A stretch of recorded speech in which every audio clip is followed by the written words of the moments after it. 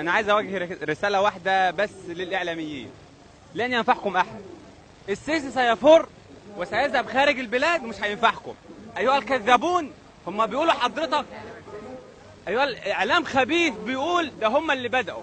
النساء بدأت حضرتك، النساء بدأت تضرب في الجيش، الأطفال بدأت تضرب في الجيش.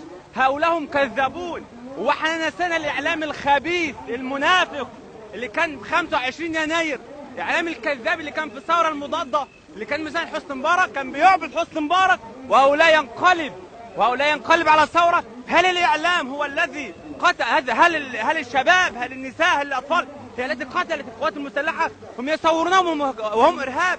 هذا كذب وهذا خبيث، ونواجههم. لن ينفعكم أحد، وستنتصر الثورة، وسيرجع الدكتور محمد مرسي بمشيئة الله تبارك وتعالى في خلال الأسبوع هذا بإذن الله، وسينتصر إرادة الشعب. وهذا انقلاب حقيقي على الثورة.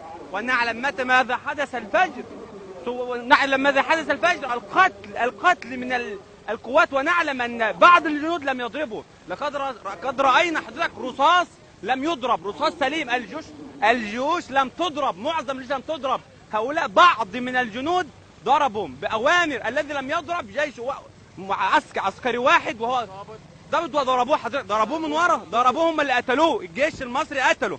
الجنود اللي كان بيضرب بتوع من الدولة هم قتلوا الجندي من القوات المسلحة، لأن هذا الجندي شريف امتنع عن الضرب. نعم الجيش المصري كله شريف وكله مع الشعب، ولكن هناك فئة نعلمها هي القيادة الخبيثة الذي عينها حسني مبارك. هؤلاء لن يفلتوا.